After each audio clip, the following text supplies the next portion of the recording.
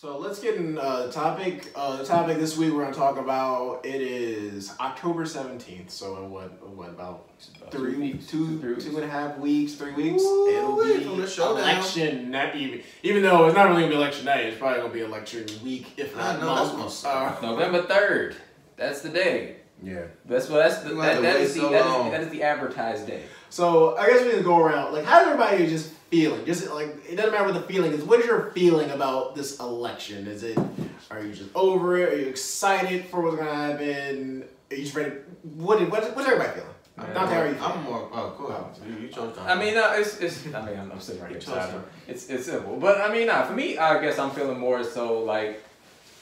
You know how I am with sports when it's like my favorite team is in like the finals and it's just like, it's like you. All right, go ahead, get your No, shit I'm off. not saying that, but it's just like, just explain it. It's like, you know how it's like, regardless of what you're seeing or like any of the things that have been said, you still like feel like all this trepidation and nervousness. It's like no matter how much you're projected to win by, you still feel like, nah, I don't really know. That's like been my personal thing this whole time. It's like for the last few months, I've seen all of what they're saying. I've seen, oh, he's ahead by 10 points. Oh, he's ahead by all these points. And they're like showing all of these different stats that say Joe Biden in comparison to where other, previous election winners were within their time frames. And it's like, Joe Biden's doing the best that we've probably seen in years. Doing better. In Obama's second term, he was trailing Mitt Romney by this time by like a few points. And Joe Biden's now doing so well to the point where he's even beating like the what's it called? I know you know because you understand polls. Somebody the point differential that the poll the poll would be wrong by 5 points. He's even doing better than that. So basically, it's like he's even doing better than the margin of error. So basically, it's like even if that 5 points is wrong, Joe Biden would still win. And so it's one of those things where it's like for me, I'm just kind of like, all right, I'm tired of seeing this. I'm just like, I'm ready to just see it happen because it's just up too. And that's, but I mean, differential. I'm with you. I'm with you. I understand that she was up, but I mean, she wasn't. There was difference. I mean, Trump at that point. Trump was he was competitor. Like he wasn't president. You hadn't already seen the destruction he could cause yet. Yeah. It was still fringe. That's what the biggest thing. He wasn't like completely. It's like he was embraced, but he was still a fringe candidate. He's a fringe candidate who won. He had like the aura of, I wonder what's going to happen for a lot of people. Yeah, and so that's what I'm saying. Like, for me, it's just like, you're seeing all these numbers and you're just like, at this point, I'm just wondering what's going to actually happen. I think that's like the biggest thing. Is like, I'm generally curious. I don't know what the hell to expect on November 3rd, and I can't get excited about it. I'm sitting there like, all these numbers say one thing, but is this going to bear out?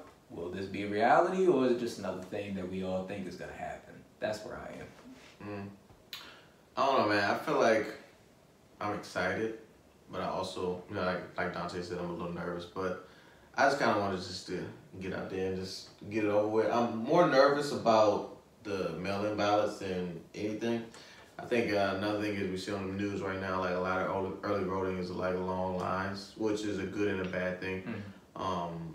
Because to me that smells like voter suppression and also smells like unpreparedness for the state. Like a lot of states are saying that it's a capacity issue, and I'm not buying it. I mean, to be fair, like it's just unprecedented early voting. With COVID as well. But I get that, but at the same time, it's like you should, as a state, should be prepared for that. If you're following the trends of people saying that they don't trust the postal service to be able to deliver on their ballots, if I'm a state elected official, I should be plugged into my community to see that, to know that I need to have more capacity to make sure that people have the proper social guidelines.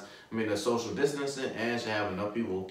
I mean, when you saw like the COVID response, like states only have but so much money and ability and manpower to do stuff. I just think it's unprecedented times. It's not helping that, what I'm saying? Like, again, like another Trump factor is that we're casting doubt in the postal service to deliver. Well, that's why we have early voting. Are you planning on voting in person or mail-in? I plan on.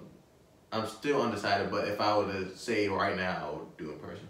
So I think you should keep it as how we feel right now, and we get into that because that's on the less topics too. Yeah, that's definitely. I was just going to say, like, to add on to what Malika just said. Like, one of the things is like another thing is. I mean, what's your answer to that question though? I just want to. Oh, for me, I mean, look, just to know it, I have a mail-in ballot sitting at home right now. It's just one of the. I can explain more about it later and how I feel, but that's just what I have right now.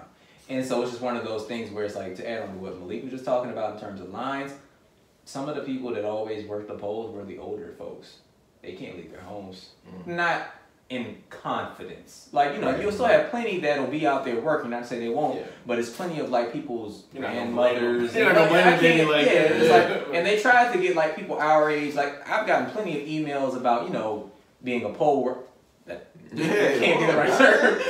Just like staffing that just staffing off from your job. My job is off that day, but it's the thought of being around that many people on election day, and I ain't gonna lie, with you have a president trying to mobilize the Proud Boys. It's not the they doing hazard pay. You know what I'm saying? I mean, listen, it's the corona. I'm gonna say, I don't know. like the corona part is scary, but this is a scary time. I don't know if I would want to. Even living in PG County is still like, all right, that's what all the blacks want. I'm just saying. I'm not saying it will happen, but they also know that's what black people do. That's what I'm saying. There was a plot to steal a governor recently, for God's sake. They wanted to take him, or they wanted to take Gresham Whitmer, or basically Giuliani. I ain't ruling nothing out right now. That's how I'm. Ralph Northam. Darian, how are you feeling going into this? Oh man, like a part of me is really.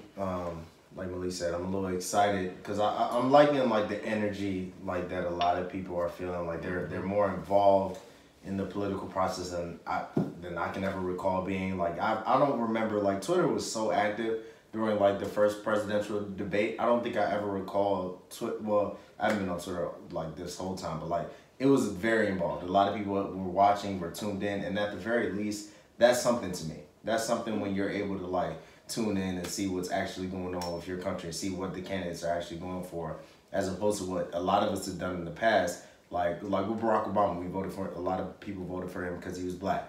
And before that, a lot of people just voted just Democrat just because that's who they are. But like not really paying attention and looking at to who these candidates actually are. So a part of me is excited, like for the level of involvement of a lot of the average ordinary citizens who probably wouldn't have been before. But a part of me is also nervous because, like Aaron and Malik was hinting at, like it's different. Like this election is probably the most, like the craziest circumstance we've ever had to vote in. Like a lot of people are having to choose. Like even in the primaries, like they were saying, like no person should have to choose between their health and voting in an election. You get what I'm saying? It's something that should be made easy for every single person to have access to. Like, I mean, if we weren't scared of like people hacking our shit, like, you know what I'm saying? Like, it should be like online for people who can access it online, or it should be easy as possible. I guess that's my point. That's what I'm saying. I guess it should be as accessible as possible. Yeah, accessible as possible, because not everybody, like you guys said, not everybody feels comfortable going out and voting like with huge crowds of people. Like some people just feel like dropping off in the box. Some people feel like mailing it in. So you know what I'm saying. So a part of me is nervous to see like what they'll kind of come up with, like, and how they'll count everything, making sure like everything's accurate. Because like, truth be told, like I was working for like a political Democratic office, like when Hillary Clinton was going against Donald Trump the first election, and it was just such a shock. It was such a surprise that nobody saw coming. Like I think for many of us, so like working and like bringing in canvassers and different stuff like that, and thinking that you have this in the bag, and just to see that people didn't really turn out, like it kind of makes me nervous. And we can touch this later, but like a lot of people, I'm also seeing a lot of people similar to the Hillary Clinton, Donald Trump presidential race. I'm seeing a lot of people on the fence. You know what I'm saying? I'm seeing a lot of people saying, I don't really like either party. I don't really trust either party. We've been through so much shit. Like I don't trust either of them. So and I understand that. You get what I'm saying? So part of me is scared on that part. Yeah, I'm gonna say I think it's quite clear. If you're on the fence, you should be on the fence of the right, which is to me clear situation is even one person do. So the thing is, like, if you're on the fence, I might be jumping, but I just gotta get this on my chest. If you're on the fence, you've seen one first person's body of work for the 4 damn years, and then you have one person who's telling you, you know what I'm saying, what these plans are, that the exact opposite of the person that is in the office. So like, if you're on the fence and you don't want to do the person who's showing you what he's done for 4 years, you should know kind of where you want to. You should kind of be a little bit more confident in knowing where you want to go. I agree. For the person that's telling you exactly the opposite of the person you've seen do that you're on the fence about. So like, I actually think you're right. I but agree. What you're saying is it's the simplest way of viewing it. It's a very easy way to view it, just in terms of just like most people, 9 out of 10 people would think what you're saying makes sense. Right. But then you have a lot of other people who want more than that. I guess in my mind, that's how I see it. It's like they don't just want you to be the opposite of the other guy. They want to actually know about you. Yeah. Which, I mean, we have to understand was a problem with Democrats for the last 4 years, was that they were just trying to be the opposite of Trump. They weren't trying to... Go ahead. I don't know. That's not my thing. So, like, I feel, as far as, like, how I feel going into this election, I get excited. I get excited because I just find the whole process exciting. Like the whole election process, the campaign. It's just I love the fact that everybody's getting involved in shit. It's just the whole. That's why I'm excited. That's like the whole thing is just it's exciting. It's kind of like I was saying earlier. My toast was like kind of like a sports type thing. It's like all this like not even just like us versus them, but it's kind of like just all the shit that goes in and why are you campaigning in this state? Oh, we have Corona, so now we go and campaign here and here, like all the inner workings. That shit's fantastic. That shit is like fantastic just to look at and just. But like Dante said, it's like real life, so you gotta catch yourself like, oh wow, it's not like sports. Like your team loses, you'll be pissed off a couple days, whatever. If this goes wrong, like it has ripple effect. What you've seen, yeah. But I guess what I'm saying is like I'm excited, and like Dante for most of this time. So probably like this time last year, I thought Trump would crush whoever was he would because we didn't know last year whoever he would be facing, and basically this entire year I think COVID changed a lot. Yeah, I mean I kind of I think gone up COVID and down. Happened. Yeah, you might be on to something. I think I've been going up and down like what I thought was gonna happen in the election. Right now, where I'm at, like right now, like I understand like. In 2016, what happened, like, she was crushing him in all the polls and all that. But he still had a 30% chance of winning, and that's not, people, like, that's still 3 out of 10 chances you can win. And he still has a roughly that same amount of chance this time. Probably in the 20s. But my thing is, I just don't see, what we know about the world and just, like, rational thought, I don't see how enough people can look at that man and say, I feel comfortable voting for him to lead the country for the next 4 years. Yeah. I think that's the most scary part, though. Take all like that's the most scary part. We know he's racist. We know he's rapey. He's for all the things that we are against. But just him, like watching him in the town hall yesterday, he's just not smart. He's stupid. He's incompetent. He's not a politician. People talk about Joe being like. Old and dementia. I think Trump is more likely the one to be suffering dementia. When he just randomly has outbursts on, if he wins, like everything we think about life is, you gotta challenge it, right? Because it's just like this is just not how things are supposed to go. Yeah. Like how can you? Visual liar. I don't care if you are the most conservative Christian person, like you love Fox News, you love Joel Osteen, you hate abortions, you go out and protest in front of abortion clinics. All that stuff. I don't see how you can just look at Donald Trump and think he's just fit to lead anything. Like honestly, I'm amazed that like the White House is just not constantly how they get like literally anything done. How they can complete one meeting. Not if it's a good or a bad meeting. Like how do you complete a meeting? Like he has no attention span. He's not smart. Like I don't understand. So like if he wins, I can't conceive it. Right? Like if he wins, bro, I read an article about it was titled. Is America tearing itself apart? And it was a very scary article. New York Times? Yeah, I read that and I was like, wow. Like, when I saw that junk come across my feed, I was like, oh my gosh. Like, it made my heart drop. I'm like, this is really, we really at that. Like, we at that tipping point where people are viewing us and we're viewing ourselves as like a country divided. And I feel like this is our last chance before we have some really big digging to do. We already doing big. What I'm talking about, like, if Trump gets 4 more years, we got we're setting ourselves back. To I just can't see like you said, COVID is the difference. Like even if you're like even if I wouldn't go I'm just saying, like, I'm talking about the terms. Let's wait till after the election to say that. I'm just saying, like, I see where you're going. I see where you're going. My thing, I don't see how you can look at the way he handled COVID. Like, I'm not one of those people who thinks everybody who died is 100% his fault. Like, that's insane. But, like, the way he just has not been a leader in any sense of the word, he's completely exacerbated the problem. Yeah. I don't see, even if you are his most ardent fan, I don't see how you can look at that and be like, ooh, you know what I mean? Like, like that Malik said, you've seen 4 years. I'll say one of the biggest risks is not necessarily like, we know what Trump has done in his, or what he hasn't done in his 4 years. I think the biggest risk is very similar, ironically, to what the issue we faced when he was going against Hillary. There's a lot of people who don't trust either side and not voting. You know what I'm saying? And not really like you know what I'm saying? Like that is a potential issue. But we have to have a president, though. Yeah, we do have to have a president. If there was an option that said, all right, neither, I can understand that point of view, but you have to elect someone. But a lot of people don't think that way. But the people that's all I'm saying. A lot of people are jaded in their thinking. They've been fucked up, especially this year. Especially when police brutality and stuff like that is in the forefront. I understand. Like, I can understand that in 2016. Like I said, when you didn't know what Trump was. I mean, it looks like but you don't know what he would do as a president. Maybe he, can make financially, and he's a leader. I mean, he's an asshole, he's racist, all that, but he's a good leader. Like, maybe like some old presidents have been racist, but good leaders, whatever. He was new. Hillary, both new. You've seen.